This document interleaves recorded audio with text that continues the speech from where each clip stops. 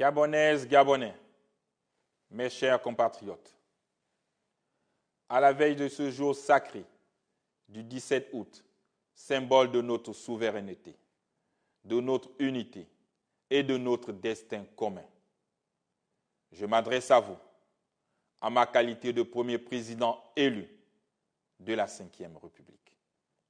Au moment où nous allons célébrer avec fierté et émotion l'anniversaire de notre indépendance, je voudrais nous inviter à un voyage entre le passé et l'avenir, pour nous souvenir d'où nous venons et dessiner ensemble les grandes lignes de notre futur.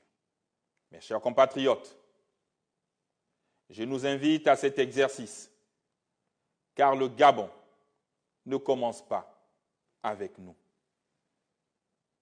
En effet, tout au long de la période coloniale, nos aînés, portés par un idéal de dignité et de souveraineté, ont arraché pacifiquement le pays à l'administration coloniale et concrétisé leur rêve d'indépendance.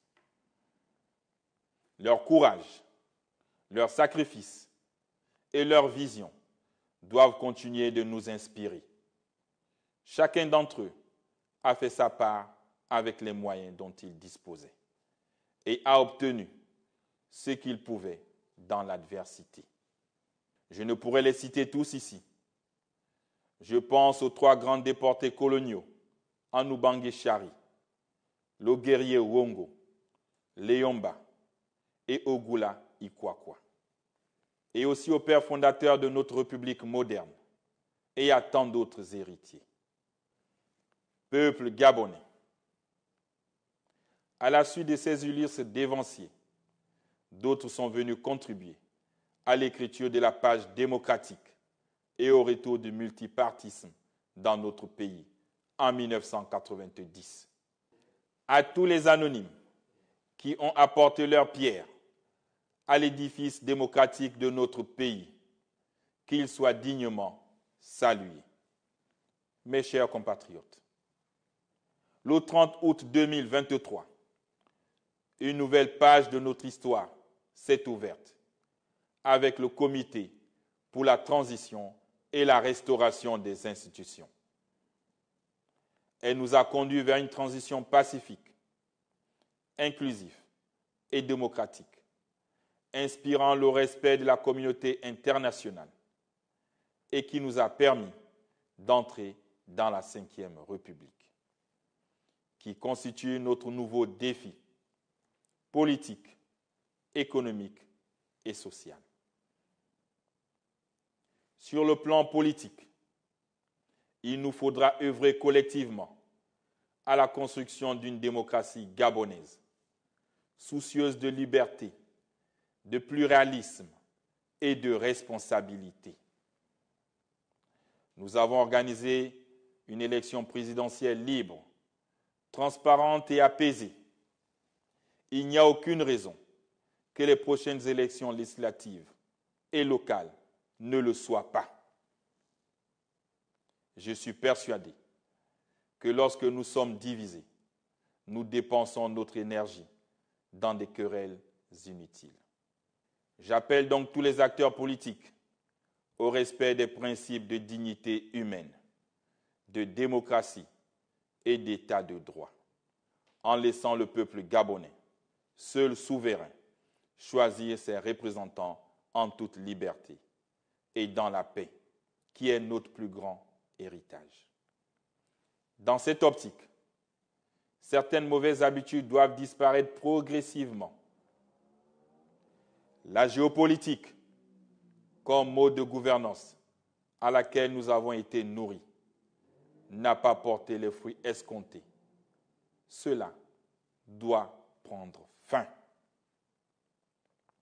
Elle sera remplacée par la compétence. Ce nouveau concept indique que la compétence du citoyen primera dorénavant sur ses origines ethno-régionalistes. Quand viendra l'heure de choisir, l'homme ou la femme à la place qu'il faut.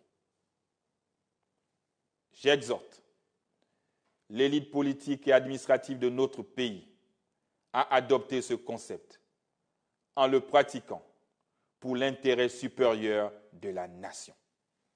Sur le plan économique, je veux que notre 5e République soit la République de la souveraineté économique, celle de la prise en main par les Gabonais de la gestion de leurs ressources naturelles. Et nous avons commencé à travailler dans ce sens. L'heure est arrivée à la construction d'une économie plus forte et plus prospère au bénéfice des Gabonais. Pour ce faire, nous devons viser un taux de croissance de 10%. Cela impose discipline, ardeur au travail, probité, cohésion et méthode à ceux qui nous accompagnent dans l'exploitation de nos nombreuses ressources naturelles.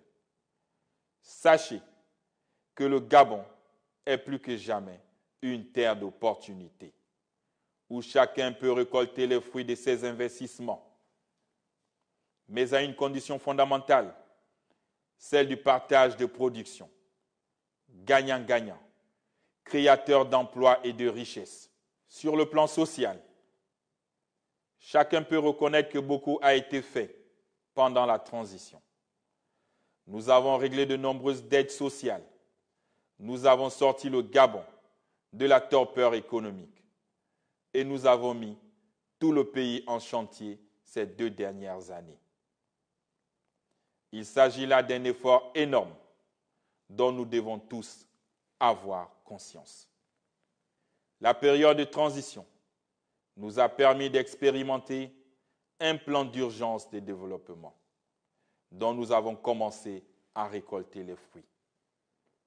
Dès à présent, l'action socio-économique de l'État va être axée autour du plan de développement communautaire qui couvrira la période 2026-2032 sur la base des politiques publiques cohérentes, fondées sur des données correctes et visant un développement harmonieux et durable. Depuis plusieurs mois, nous avons mis en place un fonds d'aide à l'entrepreneuriat des jeunes et aux agriculteurs d'un montant de 25 milliards de francs CFA à la Banque pour le commerce et l'entrepreneuriat du Gabon pour encourager l'auto-employabilité des jeunes afin de les sortir du chômage avec des taux d'intérêt préférentiels de 5%. Au regard du faible engouement constaté, j'invite à nouveau la jeunesse à sortir de la passivité pour saisir les opportunités qu'offrent les différents secteurs qui attendent d'être mis en valeur par les entreprises gabonaises.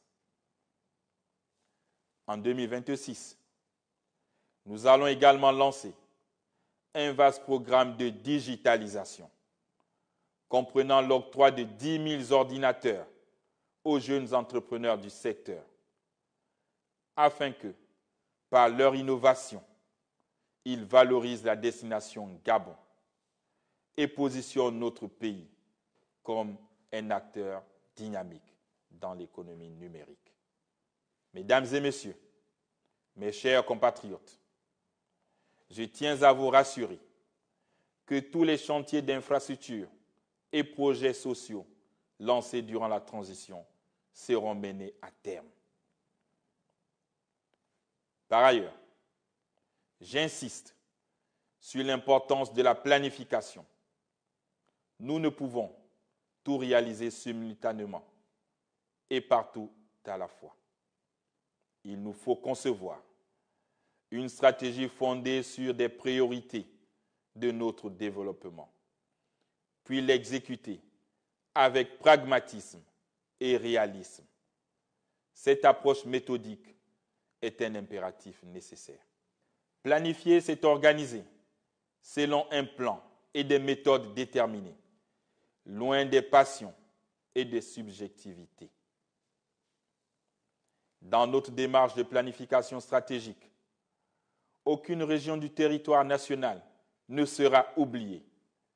Chaque province bénéficiera équitablement du développement, selon un planning maîtrisé et cohérent. J'en fais le serment.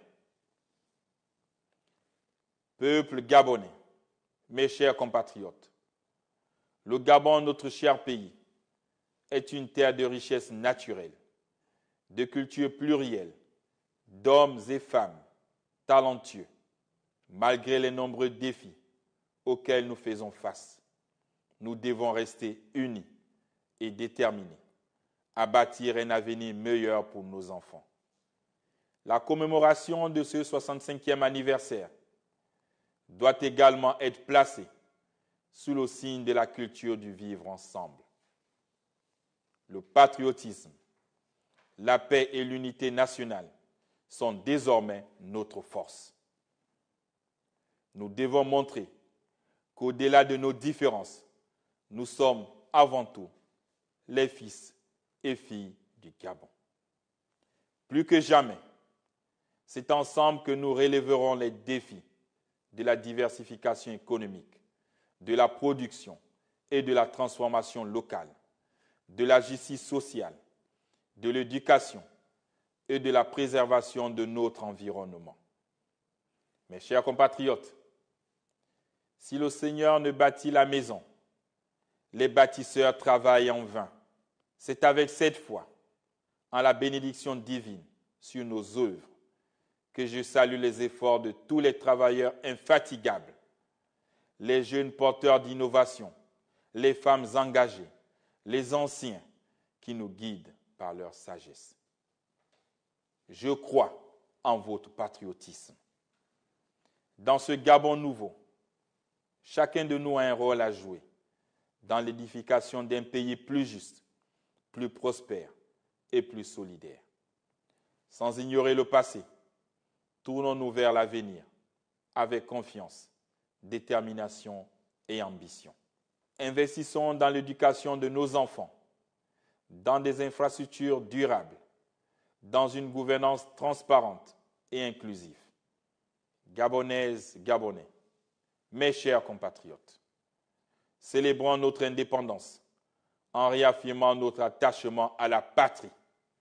Vive le Gabon, vive la Ve République, que Dieu et les mains de nos ancêtres nous guident, nous assistent et nous préservent.